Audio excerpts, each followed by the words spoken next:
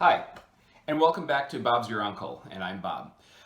Today's video is going to be another book review, one of several I have done on various books that have been published in the last few years, including Coddling of the American Mind by Jonathan Haidt and The Once and Future Liberal by Mark Lilla. And this is one of a series of about 6 books or so that I really recommend that really, I think, shed the most light on the madness of the 2010s, which we just finished up, this past month, really. So today's book review is on Steven Pinker's book, Enlightenment Now.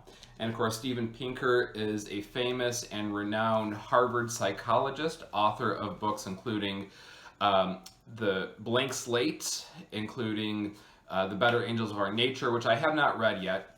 I bought this book shortly after it was published, but really only got a chance to read it this past winter break over the 3-week holiday break between semesters for me, when I had time to read a book.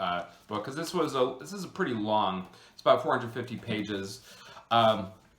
So this book has certainly got a little bit of criticism, of course, as because some people think he sounds kind of Pollyannish, and overly optimistic, but he's really kind of pointing out how it's the Enlightenment values of the 1700s that can be responsible for all these positive trends of human society around the world. Not, of course, technology and health, longevity, but not only that, but also things like decreasing rates of violence and war, and he backs it up with a lot of charts throughout the many chapters. The first part of the book, the first 3 chapters, really kind of go into talking about what is the Enlightenment exactly.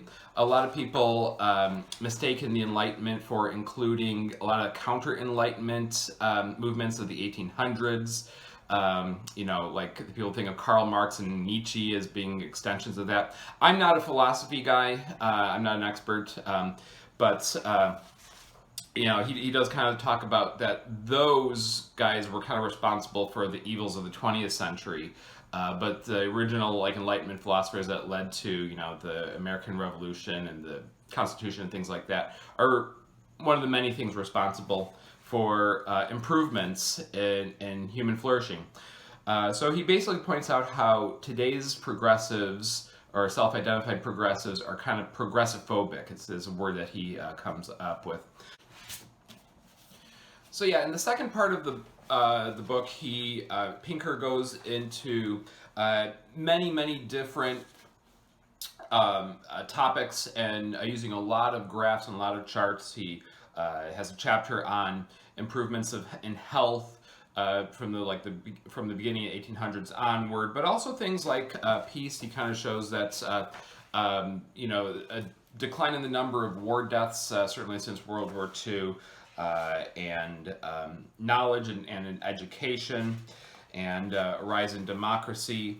But anyways, I could really go on into a lot of detail, but he has basically chapters, 16 chapters that go through each one of these topics using a lot of charts and graphs from real statistics, and all traces it back to the Enlightenment and the values of the Enlightenment that came about, starting with philosophers like Immanuel Kant and so forth.